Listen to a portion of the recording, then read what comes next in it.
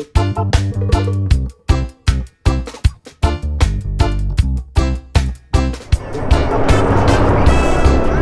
nyo guys, yung advantage ng touring bike from sports bike, bukod dun sa nabawasan ng pananakit mo ng likod, nabawasan pananakit mo ng palad mo, kasi nga medyo nakayuko ka dun, so lahat ng weight ng katawan mo saka ng back ride mo napupunta sa kamay mo, yun yung dumidiin sa manibela. So ang comfortability nito guys, katulad yung nakikita nyo sa atin, napaka-relaxing niya guys, diretso lang ang kamay.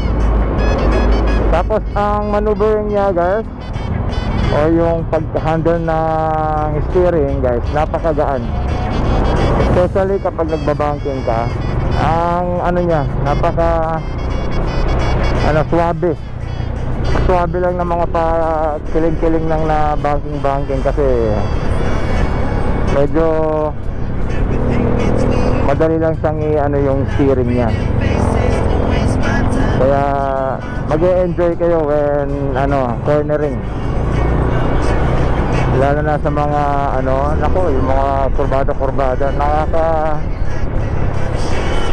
basta maganda siyang gamitin. Kasi yung comfortability niya nandoon.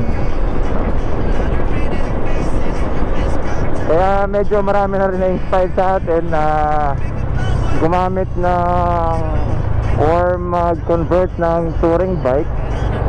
Convert ng touring bike ang mga Sigma sports bike nila, kasi same reason din sa pananakit ng likod, ganun talaga. Pananakit ng kamay at yung tinatawag na edad. Hindi naman lahat, usually kasi talagang ganun yung reason. Medyo sa mga long ride, lalo na kami naglo-long ride talaga kami guys, sa kami ng Bicol, mga norte, south, yung mga talagang biyahe namin from 8 hours to 16 hours. Backride ko pa si Mrs. Tapos meron pa kaming gamit. Ay nako, hindi natin ma-explain yung pananakit ng likod at saka sa kamay, sa palad. Kaya palagi eto, ginaganyan natin yan kapag habang nag-drive. Sigurado maraming relate sa atin, no? Yung mga ganyan-ganyan, kasi namumuo na yung namamanhid na yung kamay. So ito yung advantage ng ating touring bike setup. Medyo pricey nga lang siya guys. Katulad ni Pops Astig TV or si Astig Moto, shout out, umabot siya ng 4,000 pesos. Siyempre kasama na po yung labor doon and accessories.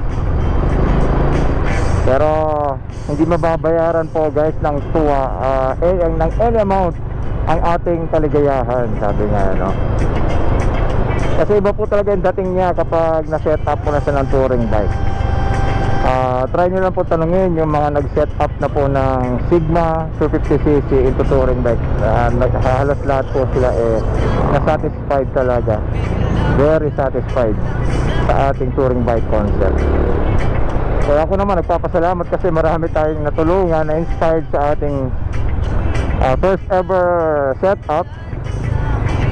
Siyempre, sino ba naman mag-aakala at sino ba naman na mag-iisip na ang isang sports bike na Sigma 250cc na kadalasan ay formadong nakayuko, magagawa natin into touring bike, di ba? Kaya patataot naman mga kasinuan. No, kahit walang credit to the nila, ganun lang ba, para makilala. Tsaka subscribe na rin sa akin channel. Gusto nyo yung pulbusin ko dibdib nyo? So salamat sa inyo lahat na natulungan ko. Salamat na rin sa natuwa sa akin. Salamat sa mga new subscribers natin. No, dumarami po tayo. Hayaan nyo po at gagalingan po natin. Pagsisikapan ko maka-inspire ulit sa inyo ng mga iba't ibang video. Paano masabi? So basta ingat-ingat lang po guys, no? Chillax lang sa pagdadrive and hasta la vista.